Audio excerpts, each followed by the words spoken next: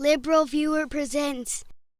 So I have to admit, until I heard it from atheist author Sam Harris, I'd never heard the word obscurantist, never mind having heard it used as an insult, but that's exactly the word Harris used to insult activist journalist Glenn Greenwald and scholar-author Reza Aslan in the CNN Reliable Sources clip from a few months ago here. The other thing that you notice about my focus is a result of the fact that so few people are calling a spade on this issue. We have a president who says ISIS has nothing to do with Islam. Right. We have obscurantists like Glenn Greenwald and Reza Aslan taking up immense bandwidth and lying about the link between doctrine and behavior. And then academics and journalists everywhere simply don't believe that anyone ever believes in paradise. I think this is all propaganda. I think course they're all.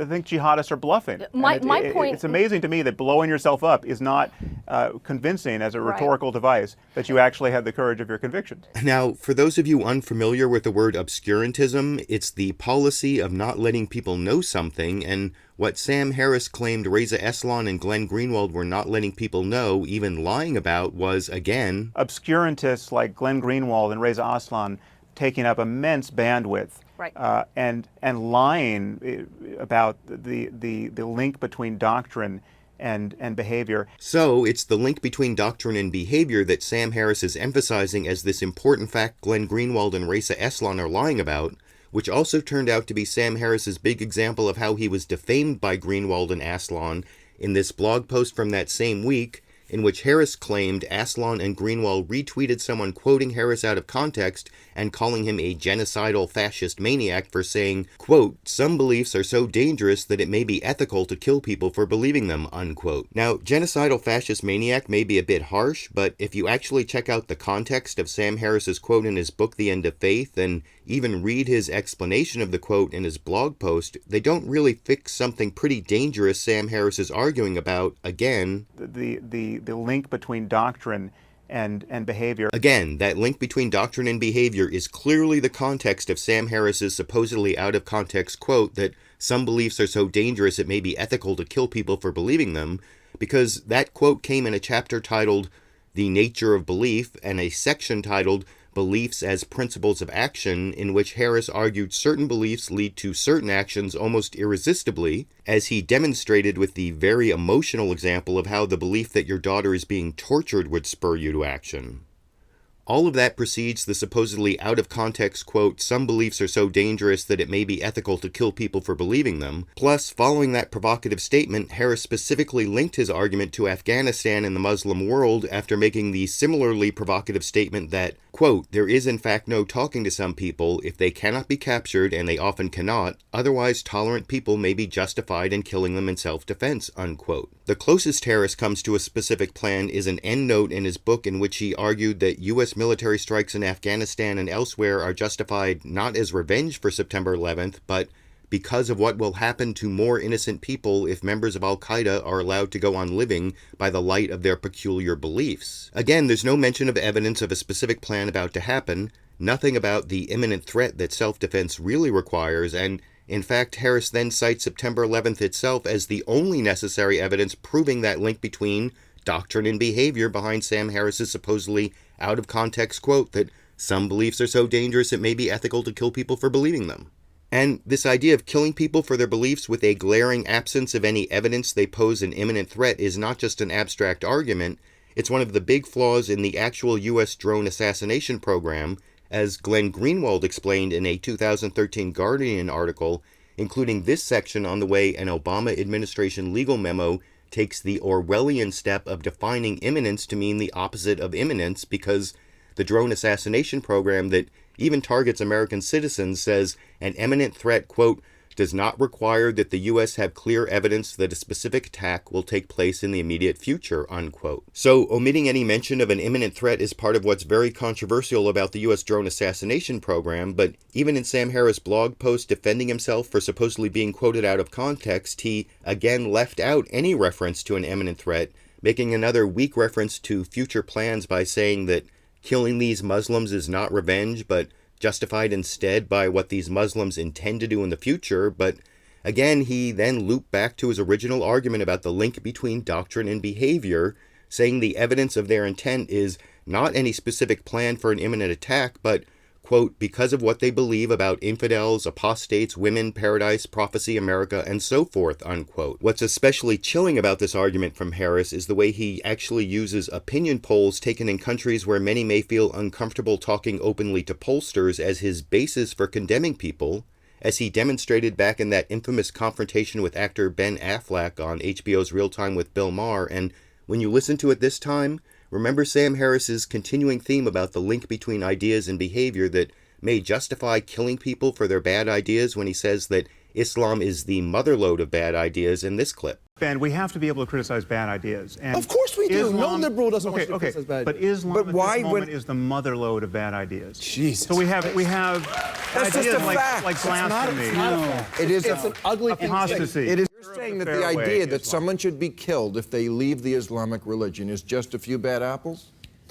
The people who would actually believe and enact that you murder somebody if they leave Islam is not the majority of Muslims at all. Okay, is it? Let me break this down for you. Okay, we have, as you say, we have 1.5, 1.6 billion Muslims. Now, second biggest religion in the world, a quarter. Well, Ben, let me unpack this. Let me unpack this for you. Please do. Just imagine some concentric circles here. You have at the center, you have jihadists. These are people who wake up in the morning wanting to kill apostates, wanting to die trying. They believe in paradise. They believe in martyrdom. Outside of them, we have Islamists. These are people who are just as convinced of martyrdom and paradise and wanting to foist their religion on the rest of humanity, but they want to work within the system. They're not going to blow themselves up on a bus. They want to change governments. They want to use democracy against itself. Those two circles arguably are 20% of the Muslim world. Okay, this is not the fringe of the fringe. What are you basing that research on? A bunch of poll results that we can talk about. So to give you one point of contact, 78% of British Muslims think that the Danish cartoonist should have been prosecuted. 78%. Now, I don't know if the one poll Sam Harris picked out there was just a bad example, but finding 70-something% of people who want to prosecute those who engage in sacrilegious speech is something you can find even in the U.S. if you look for the right sacrilege. For example, a 2006 Fox News Dynamics poll found 73% of Americans believed people should be prosecuted for burning the American flag, yet that similar poll about the Danish cartoons is Sam Harris's evidence he's being conservative when claiming 20% of Muslims hold these beliefs that he said in his book may justify killing them, with an even greater number of conservative Muslims who may be included. And he again reiterates his basic theme about the link between doctrine and belief in the continuation of that clip here. So I'm being conservative when I roll this back to 20%. But outside of that circle, you have conservative Muslims who can honestly look at ISIS and say that does not represent us, that we're horrified by that, but they hold views about human rights and about women, about homosexuals that are deeply troubling. So these are not Islamists, they're not jihadists, but those views are anathema to ours. But they also keep women and homosexuals immiserated in these cultures, and we have to empower the true reformers in the Muslim world to change it. And, lying about the link between doctrine and behavior is not going to do that. ISIS couldn't fill a AA ballpark in Charleston, West Virginia, and you're making a career out of ISIS. But no, it's not just ISIS. It's all jihadists. It's global. It's a phenomenon of global jihad. I think that's the opposite. There is those things. There's ISIS. There's global jihadists. The question is the degree to which you're willing to say, because I've witnessed this behavior, which we all object to on the part of these people, I'm willing to flatly condemn those of you I don't know and have never met. No, this is not condemning people. It's ideas. You've got to make the and people who believe in those ideas. So it's people who believe based on reality, Ben. We're not making it up. And again, condemning Muslims based on their ideas, based on polls, profiling them basically, is not just an abstract academic issue. It's again a controversial part of the actual U.S. drone assassination program called signature strikes, which NBC reporter Richard Engel explained on a recent edition of Meet the Press that you can see here. This administration is carrying out some morally questionable practices, and signature strikes are those. Signature strikes are those. So there's two ways to carry out a drone strike. You follow the target. You know who that person is. You know more or less what they've done or what they're accused of doing. Right. You watch them for weeks, months. You find the right location where they are. You order the drone strike, and they're killed or they get away.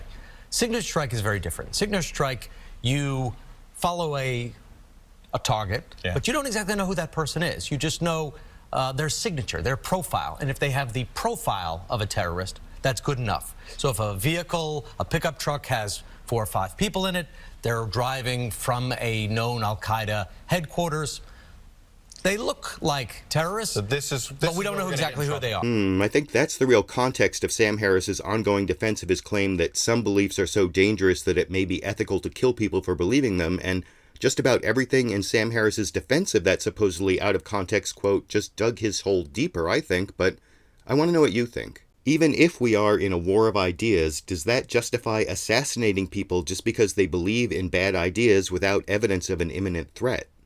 And based on all the context I provided, did anyone really defame Sam Harris by spreading his quote that some beliefs are so dangerous that it may be ethical to kill people for believing them? YouTube, you decide.